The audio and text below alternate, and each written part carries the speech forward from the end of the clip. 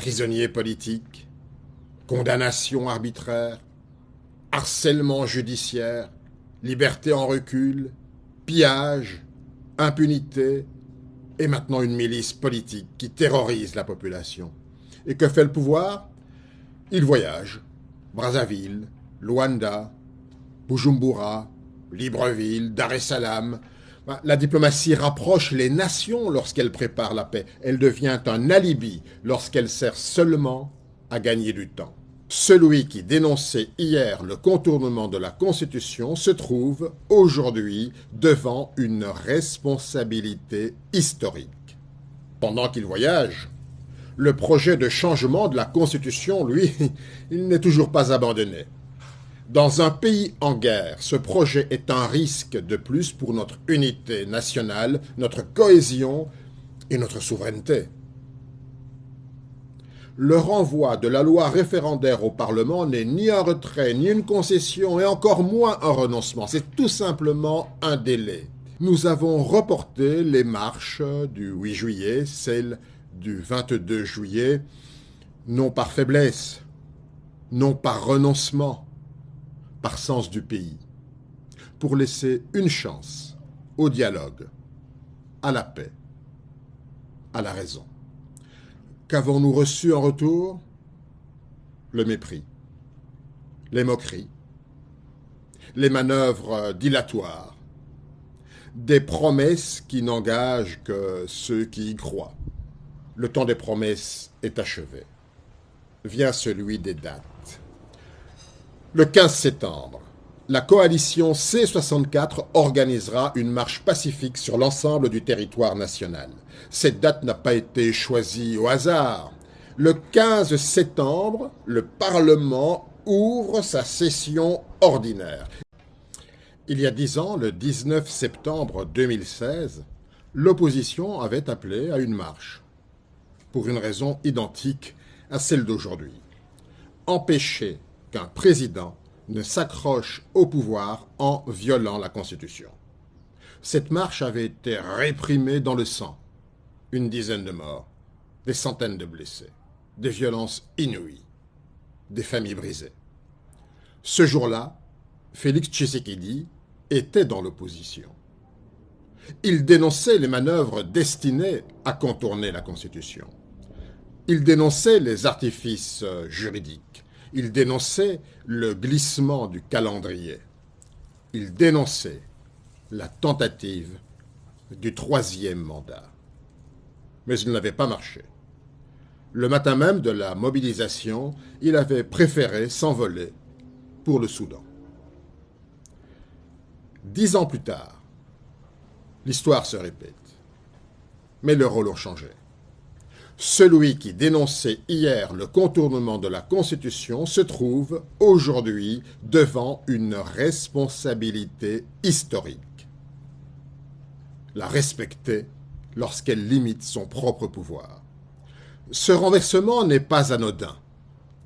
Il dit qu'un opposant peut, une fois au pouvoir, être tenté d'utiliser les institutions qu'il combattait hier pour contourner les limites qu'impose la Constitution.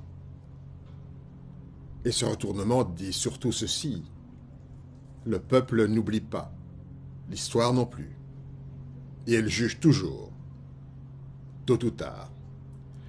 10 ans ont passé, les visages ont changé, les responsabilités aussi, mais la Constitution, elle, n'a pas changé. Le 15 août devait être une échéance. Il ne l'aura pas été pour rien. Depuis des semaines, nous avons choisi la responsabilité. Nous avons reporté les marches du 8 juillet, celles du 22 juillet, non par faiblesse, non par renoncement, par sens du pays, pour laisser une chance au dialogue, à la paix, à la raison. Qu'avons-nous reçu en retour? Le mépris, les moqueries, les manœuvres dilatoires, des promesses qui n'engagent que ceux qui y croient. Pendant ce temps, rien n'avance. Sur le front militaire, des territoires congolais, des provinces, restent occupés et administrés. Des millions de nos compatriotes vivent la guerre, l'exil, les camps de réfugiés, l'humiliation. Sur le front intérieur, même immobilisme.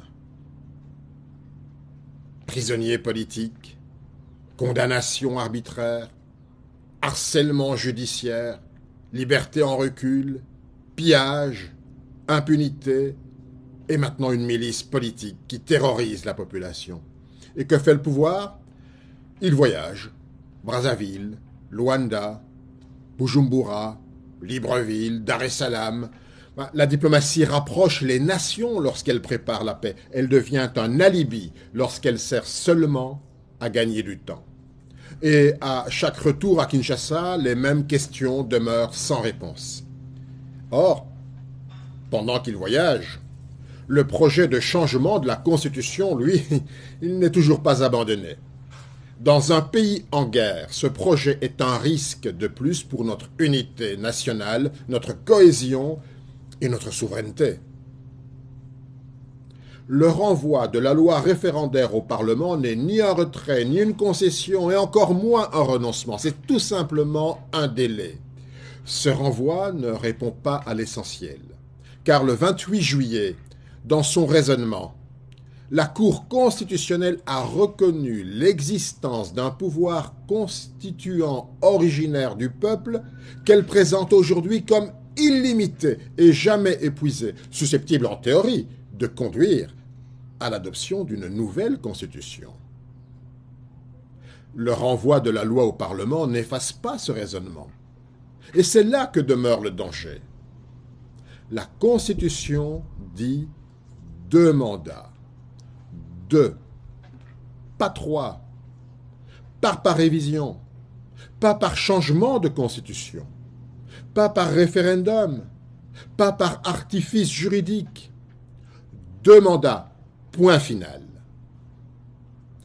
Le président a prêté serment de respecter et de défendre la Constitution. Alors, qu'il respecte sa parole, qu'il renonce à toute entreprise visant à modifier les règles du jeu à l'approche du terme de son second et dernier mandat, qu'il prépare ce que tout démocrate prépare lorsque son temps s'achève, l'alternance. L'alternance n'est pas une faveur, c'est la règle que la République se donne à elle-même. C'est le moment où le pouvoir retourne au peuple pour qu'il le confie à un autre. C'est cela la démocratie. C'est cela respecter le peuple qui vous a confié le pouvoir pour un temps limité. En janvier 2019, pour la première fois dans l'histoire de notre pays, un président sortant a transmis pacifiquement le pouvoir. C'est aujourd'hui la responsabilité historique du président de la République de permettre à son tour une alternance pacifique et constitutionnelle. La patience de l'opposition, notre patience n'est pas un blanc-seing. L'opposition a tendu la main, elle a reporté les marches, elle a laissé une chance au dialogue. Et cette patience ne peut pas et ne saurait devenir en aucun cas un permis de tricher ou de contourner la Constitution.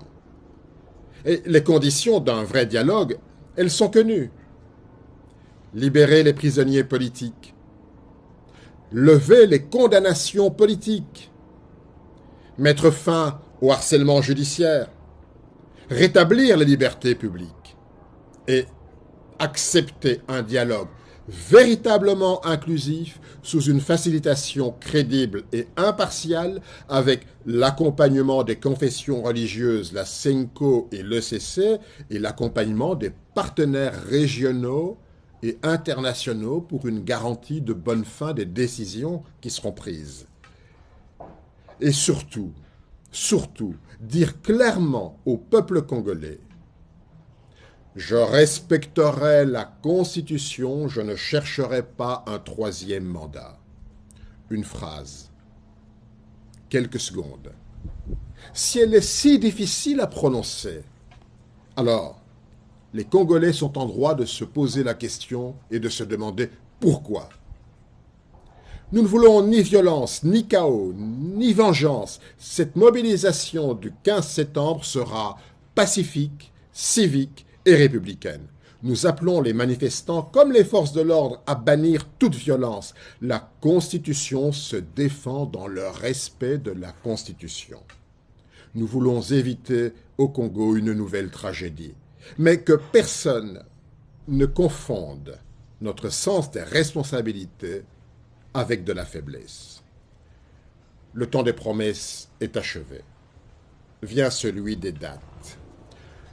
Le 15 septembre, la coalition C64 organisera une marche pacifique sur l'ensemble du territoire national. Cette date n'a pas été choisie au hasard. Le 15 septembre, le Parlement ouvre sa session ordinaire. Il y reprendra la loi référendaire que le bureau de l'Assemblée nationale a inscrite à l'ordre du jour de son calendrier. Ce jour-là, pendant que les députés délibéreront, à l'intérieur de l'hémicycle, le peuple sera devant l'hémicycle.